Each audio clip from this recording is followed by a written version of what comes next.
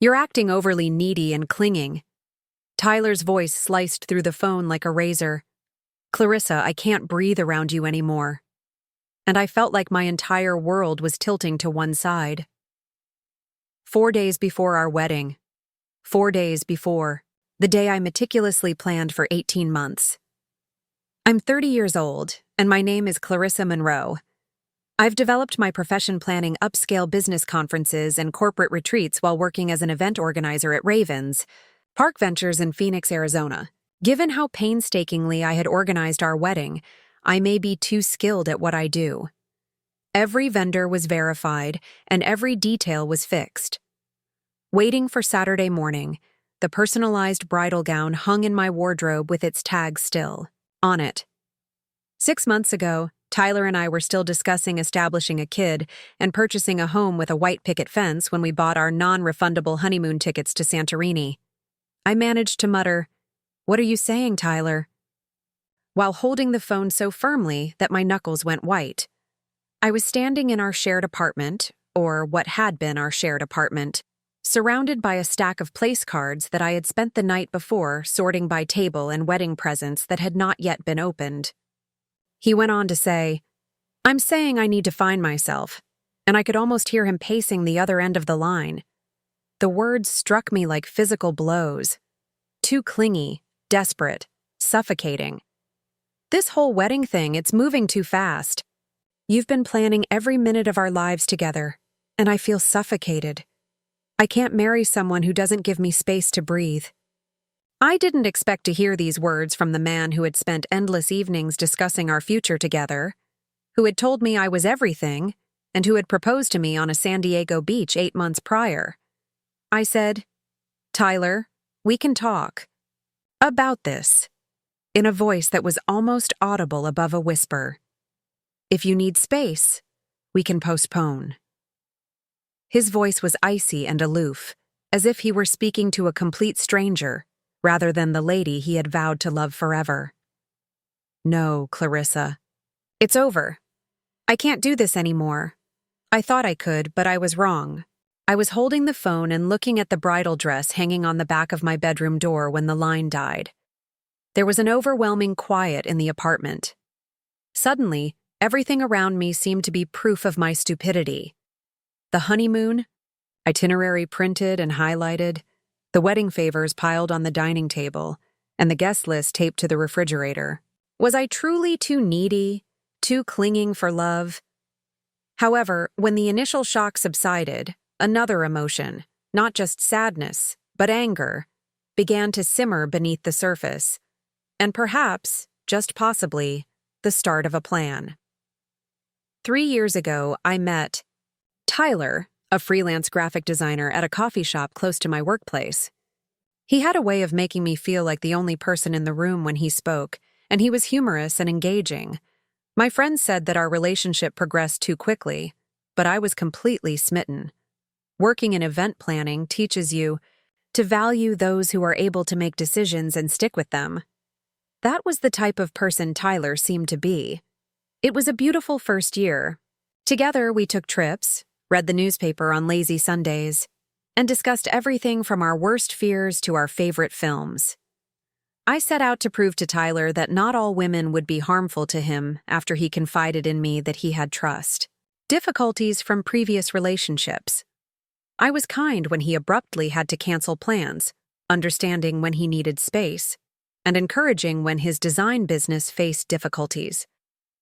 However, I chose to disregard some warning flags, such as the fact that he occasionally vanished for hours at a time without providing an explanation, or that he appeared uneasy whenever I mentioned future plans. Victoria, my best friend at the time, tried to alert me to Tyler's retreat, but I wrote her worries off as envy. Although Victoria and I had been friends since college, our friendship soured when she began to doubt Tyler's dedication to us. When I found text messages between Victoria and Tyler last year, it was the tipping point in our relationship. It wasn't overtly romantic, but it was enough to make me wonder if my closest friend was attempting to ruin our friendship. Tyler told me that he had attempted to gracefully end Victoria's flirtation with him when I confronted him about it.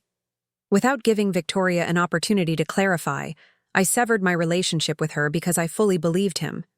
In retrospect, I see that I was willing to give up a 10-year friendship to save a relationship that was already eroding because I was so anxious to believe in Tyler and our future together. After our argument, Victoria made multiple attempts to get in touch, but I disregarded her messages and calls. On one occasion, she even came to my flat, but I wouldn't open the door.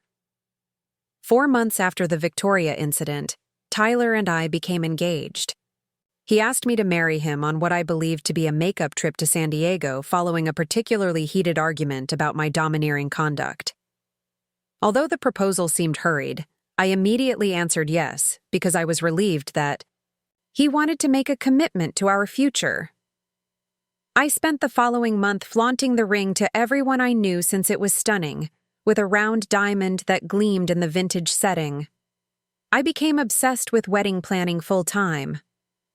I made spreadsheets for everything, including budget breakdowns, vendor schedules, guest dietary needs, and seating configurations that maximize social harmony. At first, Tyler called me his little perfectionist and joked that he was fortunate to have someone so well organized, as if he found my attention to detail amusing. However, his quips grew increasingly scathing and sarcastic as the wedding date drew near. He accused me and began calling my planning obsessive.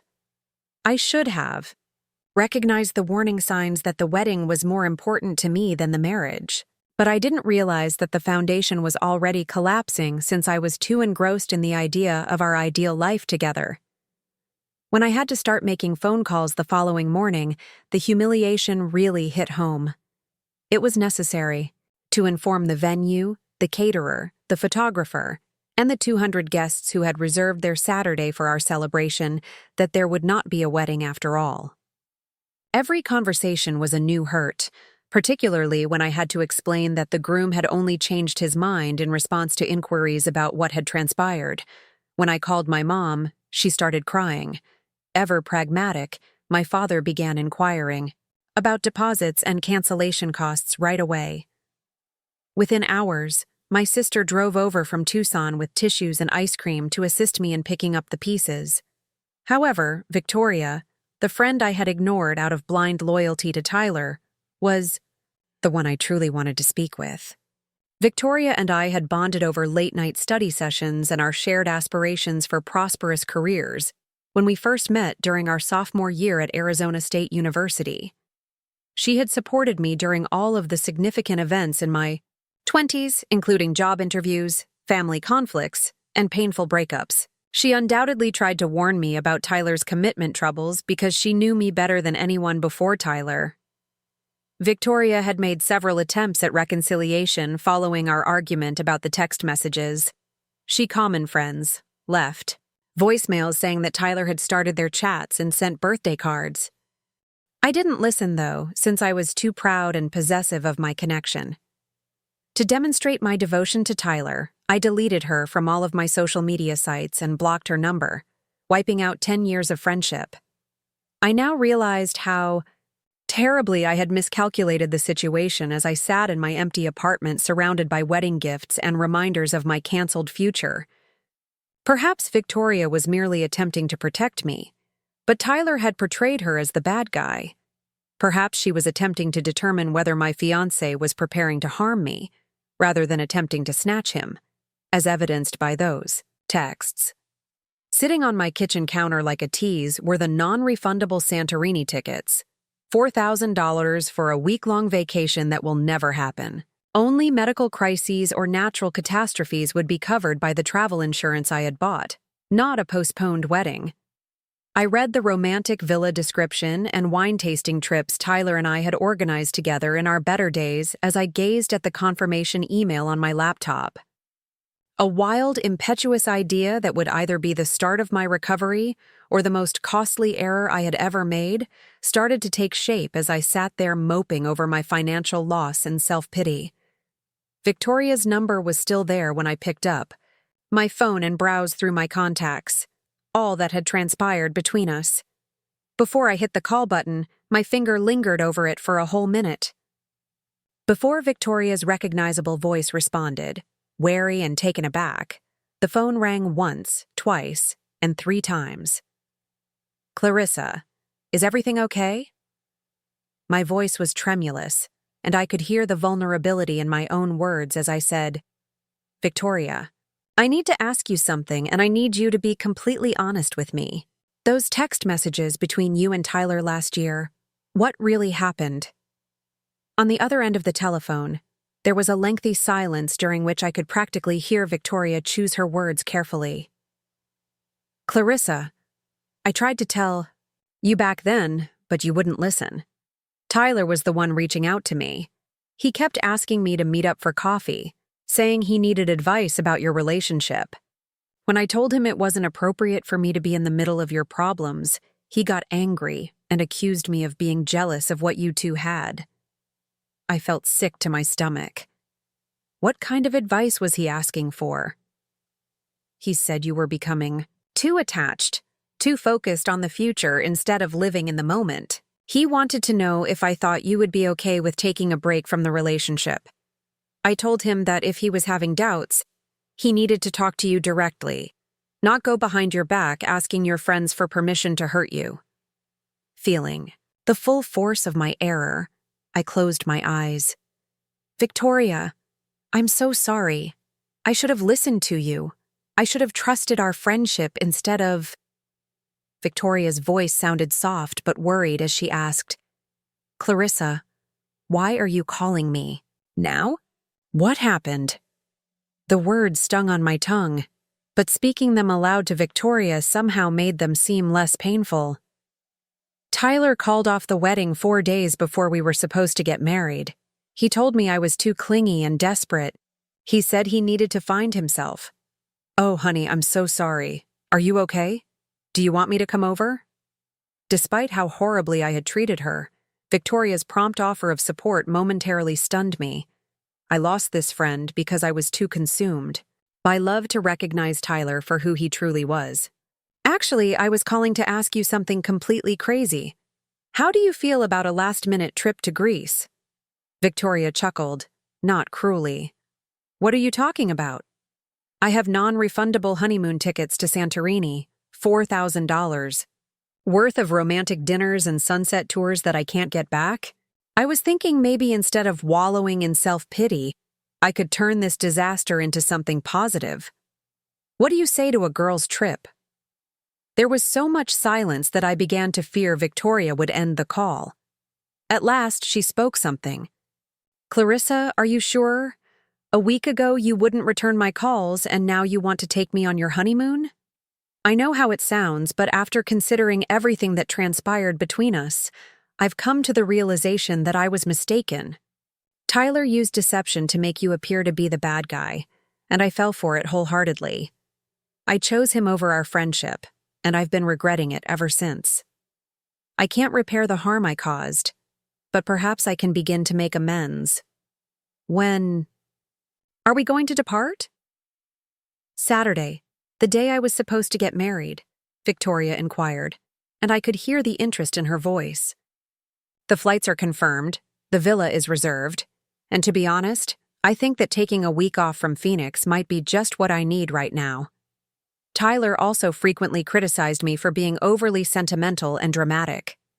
Perhaps it's time to let him see my dramatic side." When I heard Victoria laughing, really laughing, the kind of deep, sincere laugh that had initially made me fall in love with our friendship, I heard something that lifted my heart for the first time in a day. Victoria remained quiet for another moment. "What do you know, Clarissa? I've never heard of a better form of retaliation than that. I'm in." For the first time since Tyler's phone call, I began to believe that perhaps this catastrophe could become something beautiful as we began discussing packing and logistics. I hadn't felt this kind of excitement in months, not the nervous, desperate excitement of trying to please Tyler, but the genuine anticipation of an adventure with someone who genuinely cared about my well-being. As Victoria hurried to get time off from her job as a marketing manager at Northrise Apparel, I threw myself into making our honeymoon the ultimate girls' trip. turning every romantic dinner reservation into a chance for us to reconnect and turning every couple's massage appointment into side-by-side treatments for friends. The next 3 days passed quickly, filled with preparation and unexpected revelations. When I called the hotel to change the reservation from a couple to 2 friends, the manager said that someone else had already called to inquire about the booking details. When I pushed for more details, I found that Tyler had been phoning our vendors as late as Tuesday, 2 days before he canceled the wedding, to inquire about cancellation policies and whether deposits could be transferred to other dates. This was the most unexpected thing I learned about Tyler during those 3 days of planning. Tyler had been planning to leave me for days, maybe weeks, while I was sending out wedding invitations and confirming final guest counts. He had been figuring out how to minimize his financial losses while destroying my life completely, and the realization hit me like a physical blow.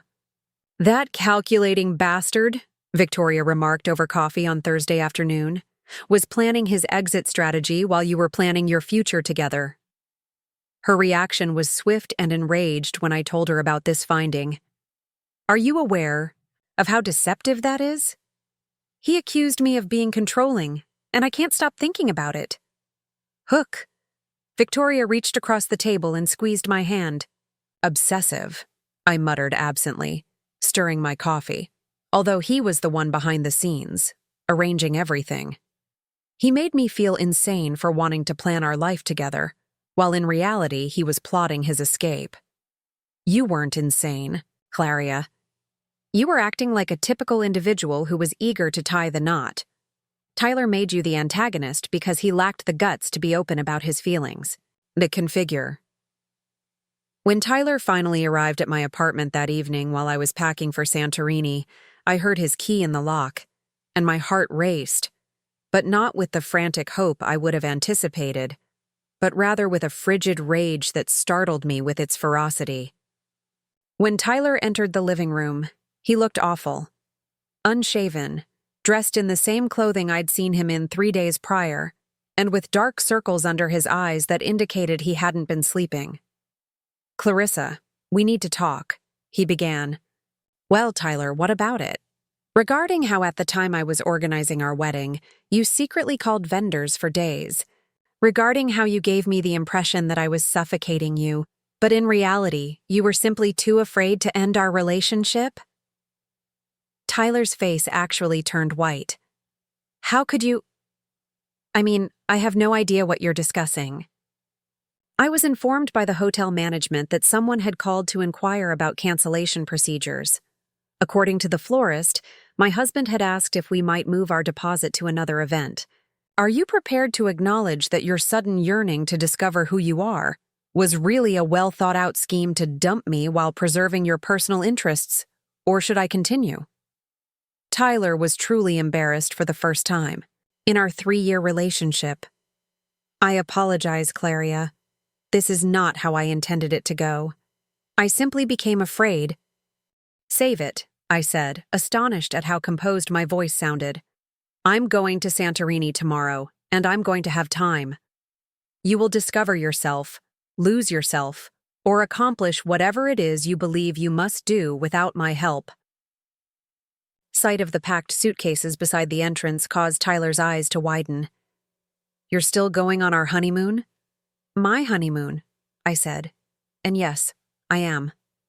Tyler's shocked expression nearly made the last 4 days of heartache worthwhile. "You're not serious. With whom are you going?" I gave him a charming smile, taking more pleasure in his discomfort than I probably should have. "Victoria." Tyler's face was entirely devoid of color. "Victoria? Your former best friend? Victoria? The person who attempted to alert me to you? The person whose friendship I ended because I fell for your false claims that she was attempting to take you? Is that Victoria?" "It turns out she was right about you all along," I said, picking up my camera bag and slinging it over my shoulder. "Clarissa, this is crazy," Tyler said, pacing my living room while stroking his hair in a motion that I used to find cute, but now know is manipulation. "You can't simply run. She's going to Greece. What are people going to think? To be honest, I no longer give a damn about what people think. Tyler, I cared about your opinion for 3 years, and look where it led me. I made sure I had my flight credentials and passport before zipping up my carry-on bag. Furthermore, everyone there is already aware that you canceled our wedding 4 days in advance. I doubt that anyone will be surprised by my choice of travel companion. Tyler replied, but Victoria hates me. And for the first time, I could actually detect fear in his voice. She will utterly turn you against me. There was no comedy in my laughter. You turned me against you, Tyler. Victoria doesn't have to say anything because your deeds speak for themselves. Please, Clarissa, I know I handled things poorly, but perhaps we need some time apart. We can discuss, no, when you return from Greece. I didn't soften the word, but it came out harder than I had planned. No, when I get back, talk is allowed. We are unable to resolve our problems, take a break, or work things out. You spent days plotting to make me look bad, so you made your decision. I'm building mine now. For a split second, Tyler's face resembled the man I had fallen in love with 3 years prior. I cherish you. I love you, Clarissa, even though I know I made a mistake. Tyler, I don't want your love if this is how it appears. I was suddenly inspired as I took up my phone and launched the camera app. Actually, would it be okay if I took a little video while you're here? It could be helpful to have some pre-travel footage to contrast with the pleasure I'm about to have, as I intend to document the entire trip. Tyler looked at me as if I were crazy. Do you wish to record me? For posterity's sake. Here's a little video of you describing why you had to call off our wedding. My phone was already recording when I held it up. Tell everyone that I was too needy and clinging for someone as independent as you, Tyler, and that you need to discover who you are. Stop it, Clarissa. This isn't amusing. You're correct. It's not humorous at all. But tomorrow, when I'm drinking wine on a terrace with a view of the Aegean Sea, it will make for some amazing material. I grinned at him and put my phone down. You can see how much fun your ex-fiancé is having on the high honeymoon you didn't want, Tyler, since I'll make sure to tag you in every post. Tyler's face changed from one of perplexity to one of what appeared to be panic. You wouldn't, I muttered, picking up my bags and making my way to the door, Clarissa. Tyler, goodbye. I wish you luck in finding what you're searching for. I heard Tyler calling my name as I shut the door, but I didn't turn around. I had a new life to begin, and an aircraft to catch. With the right person, Santorini was even better than I could have ever imagined. But it was still all I had dreamt it would be. On Saturday night, which should have been my wedding night, Victoria and I arrived at the villa. From our patio, we witnessed a stunning sunset that painted the blue domes and white buildings in pink and gold hues that were impossible to capture on camera. As we watched the sun sink into the ocean, Victoria raised her glass of local wine and wished us a happy new beginning. I clinked my glass to hers and said, "To friendship and the best choice I've made in years." In the evening, we planned our week, listing all the things Tyler and I had looked into together that would now become memories with my closest buddy, who had been restored. Every reservation I made at restaurants, every tour I took, and every beautiful sunset location would be changed from representing my failing relationship to a celebration of my independence. I was filled with excitement and anticipation that evening as I posted our first pictures to social media. I put my phone away, knowing that he would eventually see the picture of Victoria and me laughing on the balcony with wine glasses in hand, and the Santorini sunset in the background. The caption read simply, "Best honeymoon ever. Thanks for the recommendation, Tyler." The reaction was swift and tremendous. The comments were suddenly filled with heart emojis and supportive messages. From friends who had been on edge around me since the wedding cancellation. "You look amazing. Living your best life. Tyler's loss." It felt amazing to be validated, but even more amazing to see Victoria's genuine happiness as she read the comments over my shoulder. She scrolled over the comments and said, "I can't believe how many people are rooting for you." I laughed and felt lighter than I had in months. "Look at this! Even your cousin from Denver says she never liked Tyler anyway," I exclaimed. Apparently, you don't win many popularity contests when you put off a wedding 4 days in advance. Who could have known? Our trip to Santorini had taken on a life of its own by Wednesday. What began as a straightforward ladies' holiday had developed into a comprehensive documentation effort, and Victoria and I were shooting everything from our attempts at traditional Greek dancing to wine tastings and cookery workshops. The content was lighthearted, impromptu, and sincere, all of which had ceased months earlier in my relationship with Tyler. But the footage that went viral was shot at a restaurant by the sea in Oya on Thursday night. After a fantastic supper of local specialties and fresh seafood, Victoria and I were feeling philosophical about life and a little tipsy from the wine. After our journey, I set up my phone to record what I hoped would be a straightforward thank you note to everyone. I started taking pictures of the breathtaking view of white buildings tumbling down the cliffside behind us on our 6th day in Santorini. A week ago, I thought my life was over because my fiancé decided I was too clingy and desperate for him. However, I've since realized that I wasn't clingy. I was just clinging to the wrong person. Victoria jumped into frame, throwing her arm around my shoulders, and now she's clinging to me, and I'm totally okay with it. We burst out laughing, and I carried on laughing. I want to thank everyone who has been following along on this amazing journey. The video concluded with Victoria and I raising our glasses to the camera and shouting together, "To finding yourself and losing the dead weight. Thank you, Tyler. If you're watching this, and I know you are because you've watched every single one of my stories, I just want to say thank you. Thank you for teaching me that I deserve better, for showing me what I don't want in a partner, and for giving me the motivation I needed to rebuild the friendship I should never have sacrificed for you." At 3 a.m. Phoenix time, Tyler himself posted the comment that made it all worthwhile. "We need to talk when you get back." Within hours, the video had been shared hundreds of times, and comments from friends, acquaintances, and complete strangers were pouring in, celebrating my transformation from a heartbroken bride-to-be to a confident, independent woman living her best life.